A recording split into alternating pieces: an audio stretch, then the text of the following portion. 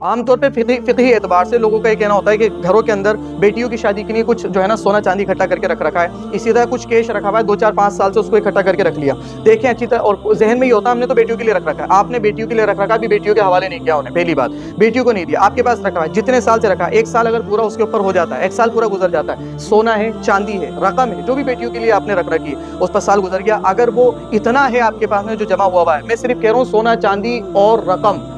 سمجھ رہے ہیں بات کو، میں باقی اس کے علاوہ کی چیزیں نہیں کہہ رہا، اور بھی بہت سے مسائل ہیں، اس میں آپ رجوع کریں، علماء سے پوچھیں مسئلے، تو آپ نے رکھ رکھا ہے، 1 سال سے اوپر گزر گیا اس کے اوپر، اب